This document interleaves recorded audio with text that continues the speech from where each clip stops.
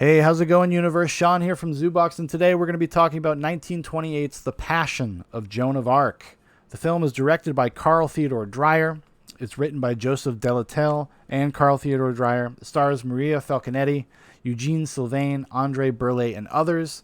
The plot synopsis is, in 1431, Jeanne d'Arc is placed on trial on charges of heresy. The ecclesiastical jurists attempt to force Jeanne to recant her claims of holy visions. So, I'm actually very familiar with the story of Joan of Arc. I grew up Catholic. I went to Catholic schools. And Joan of Arc is a story that you're told when you're very young. It's something they really kind of bore into you. Because it's an example of standing by the convictions of your beliefs. And integrity and dignity. And doing it for reasons of faith. And Joan of Arc also was a child. She was 16 when all this stuff happened. So there is precedent there as, when they're trying to propagandize you, brainwash you, educate you, however you want to put it. There's precedent there for this to be kind of an important story to young people.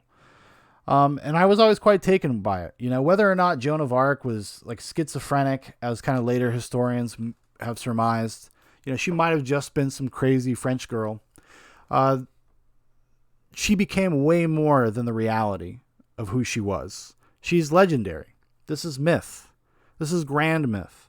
It has all of the archetypes for the hero's journey in a lot of ways. And that's kind of how it's been sold forever. And it was interesting to visit this film with having that kind of history and perspective on Joan of Arc and just knowing a lot about her. It was directed by Carl Theodor Dreyer, like I said, and he has had a hell of a time as a director when he was making things, constantly dogged by issues. A few weeks ago, we talked about another one of his movies, Vampire. That movie, like we discussed, was lost for a long time, for 50 years, right?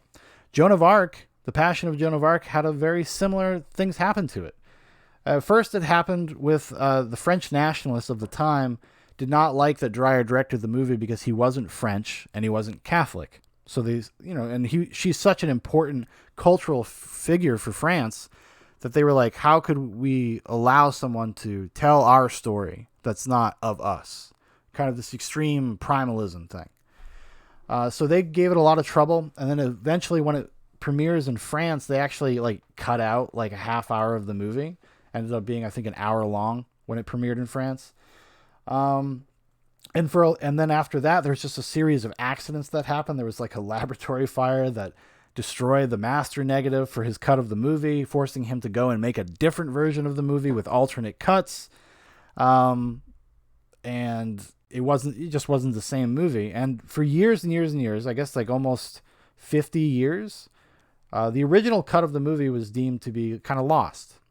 Some other people had found different versions of it, I think, over the years. Maybe in the 50s, somebody found it. And they tried to do their best to kind of do some sort of facsimile of what they thought Dreyer's intentions were as a director and try to put a movie together like that. And then in 1981, at a insane asylum in Germany, I think Oslo, if I'm not mistaken, they find in the janitor's closet a stack of canisters labeled Joan of Arc. Then it's brought to the Historical Society of Germany. A few years later, they actually open the canisters and discover Dreyer's original cut of the film. And then the rest is history. And now it's been, kind of restored. It's being brought to a place of prominence. It's often referred to as kind of an important film for the era because of the film techniques and the power of the performances. So coming to it now, have given you all this background. What did I think of The Passion of Joan of Arc? I thought it was a beautiful movie. I would put this in one of the best movies I've ever seen. And a lot of that has to do with Dreyer's choices as a director. The movie has kind of this almost kind of German expressionistic style to it. It's very, very simple sets. Very kind of almost, they feel like stagecraft, And all of the shots, the vast majority of the shots are all in close-ups. These beautiful close-ups of these people's faces. And he could cast, man. Like, and this goes back to when we talked about Vampire. He knows how to cast interesting looking people. And when you have a silent film, I mean, what better tool do you have in your toolkit than an interesting looking face? But it also allowed the performances to really speak. Maria Falconetti, a French actress, mostly of stage, she only was in a few movies in the 20s, is incredible. She gives this gut-wrenching, powerful performance, and it's all in her eyes, and it's all up close on her face, and the restoration they did is so gorgeous. I mean, like, you can see the pores in their skin, because they didn't wear makeup. He made this, like, kind of naturalistically, and for the time, that was very odd. Very odd.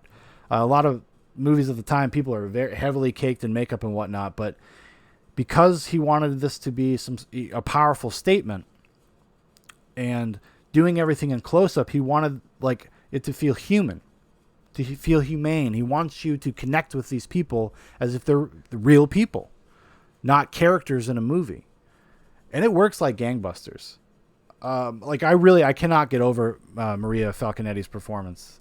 I was so moved. Almost got me a little teary-eyed. And I say this as a deeply secular person, because no matter if you read on the film is that, Joan of Arc is crazy, or she's actually getting visions from God that are upsetting everybody at the time, it doesn't matter. Like, the human experience, the amount of empathy that her performance produces was mildly overwhelming. It's been a while since I've watched something that I was so kind of touched on just a human level. And you really kind of feel for her plight. You feel for her belief. She believes the things she says. Joan of Arc, whether she was right or wrong, is not a liar. There's a difference. There's a difference. And it was, and having her kind of go through some sort of inquisition process was very, really powerful. And her standing up against that with this conviction, this integrity that she has as a person. Because it's not just love of God for Joan of Arc, it's love of country. She loves France. And the thing that is damning her is that she had like a vision or a notion that God would drive the English out of France and they would have kind of their sovereignty back, because this was during a war, and that upset obviously a lot of leadership. They wanted her to recant her statements, say that the devil was actually the one that was coming to her in visions. It can't be God. It has to be the devil. It's either the devil or you're crazy. It's one or the other. And it's just really the way it plays out, even in the, in reality and in the film, is powerful, no matter what your beliefs are. And this idea that, like, at the end of the story, at the end of the movie, basically she becomes a self-fulfilling prophecy. Her martyrdom is the thing that sparks the nation of France to finally stand up and kick these people out of the country. Kick the church out. At least this formation, this state-run church, like, kind of apparatus that was going on, Because, for hundreds of years, the church was literally just an arm of the government. We're talking, go back to the medieval times with monarchies. They used to appoint a pope. It was not some sort of divine rights or chosen by God or their peers. No, if you were a king, you'd put your fucking cousin in there. So this is something that has just been involved in religious institutions since the get-go, pretty much, since they became like kind of the wide belief. The state got right in there. They use it to control people. Because Joan of Arc would be an example of somebody, right? Like, she believes in God so much that she wouldn't question things. And that's what's great about her character as a real person and in the movie, is that she takes on this individualistic kind of aspect where it's her beliefs and her convictions and her relationship with God that matters. All of this other shit just doesn't fucking matter to Joan.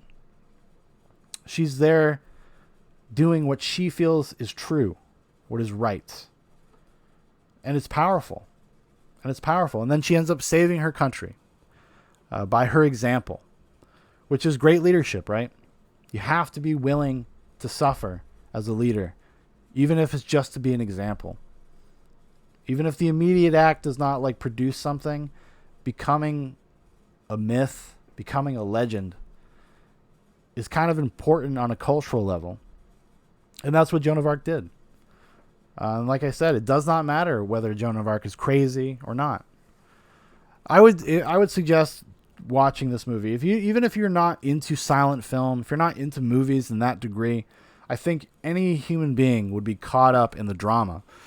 And a lot of that is to Dreyer's credit. I mean, this guy, this is like Orson Welles, Stanley Kubrick levels of intelligence when it came to the cinematic craft. And he's a guy that was there when it started. You know, this is 10 years. I think 10 years after the first feature film. The Birth of a Nation, D.W. Griffith. I think this is 10 or 11 years after that. So it's not like he had a roadmap. He just had instincts. What would be emotionally impactful? What would be psychologically impactful? And the whole movie being in close-ups is so smart. It's not something you could do today. Like, it's not only does it take advantage of the medium of film itself to tell a story, it takes advantage of the time that it was made and what the expectation was. You could do this because of the fact that it's a silent film. It makes this more effective. It makes this style of filmmaking way more effective. And I watched Vampire, and I thought Vampire was okay. I really liked some of the stuff in it. I thought some of his tricks worked really well, but it did seem like this weird stopgap between silent film and speaking film and literary and cinema. So it's an interesting movie, but this is actually like a fucking great movie. An important movie, dare I say. And Dreyer gets all the credit. Dreyer and Maria Falconetti. I mean, holy shit. He should have demanded to work with this woman forever. She's not only just beautiful, but the spirit that she gives off in her performance. I mean, it's so raw. It's so honest. I mean, there's a moment towards the end of the film where Joan has staved off this opportunity to save herself, basically. I mean, if she just says that she's crazy, or if the devil told her to do it, then she's saved. And she has a moment of weakness where there's somebody who's comes in and cuts off all of her hair, her already short hair, because that's what Joan of Arc did. She, one of the things about Joan of Arc is one of the first things they arrest her for is because she wears men's clothing. Yeah, and that it's blasphemous. But there's this guy who's cutting her hair, and he's sweeping up her hair and this mock crown that they had made her, because they're trying to make parallels between Joan, Christ, just like they did with Jesus with the fucking crown of thorns. And she freaks out. She has this complete moment of honesty where she just that fight or flight thing kicks in, and she wants to save herself, and she says she'll recant. She'll say what she needs to say. I give in. And then they go get the jurists, and a few of them come in, and she can't. She can't recant. She can't do it. She can't bring herself to do it. And she's just like, that was just a moment of weakness. And that's like a sin to me. I failed a little bit, but I'm still going to go through with it. And she knows at this point that she's going to be burned at the stake. It's really intense. I mean, the story on its own is just intense, but the way the film was put together was just beautiful. Just a beautiful piece of cinema. I know that sounds pretentious. I don't care. It really is. And I would suggest that anybody watch this movie. No matter if you're super into movies or whatever. If you think you don't like black and white movies, you think you couldn't stand watching a 82-minute silent film, you're wrong. This will have your attention from moment one. From moment one, it maintains your attention. And it's impressive. I was really impressed, and it makes me just like, I gotta wake the fuck up. I gotta go back into film history, go back to the beginning, and just start watching some of these lost classics, these forgotten classics, and really just wrap my head around some of this stuff. Because as somebody that, someday I still have a notion like I'd like to make a movie before I die. And just go back to the beginning. Go back to the people that kind of laid the foundations for everything that came afterwards. And Carl Theodor Dreyer is definitely one of those people and did not get his due until, 60 years later. It's kind of crazy, It's kind of incredible. This is a much better movie than Messenger, the story of Joan of Arc. The one that Luc Besson made with Mia Jovovich. She's just not a good enough actress. She is no Maria Falconetti. Let me tell you that much. She ain't. Yeah, it's just a moving. And you should watch it. Like I've said like 50 times already. Really powerful. Really powerful. All right, everybody. Thanks for watching. Thanks for listening. If you'd like to know more about Zoobox, there's a bunch of links in the description for Facebook, for Instagram, for my personal Twitter. Also, if you would like to make a recommendation for these daily movie reviews or something for the big show, Zoobox Goes to the Movies, put it in the description and I'll put it on the list. All right, everybody. Or not in the description. Leave it in the comments and I'll put it on the list. There you go. Ha ha, I gotcha.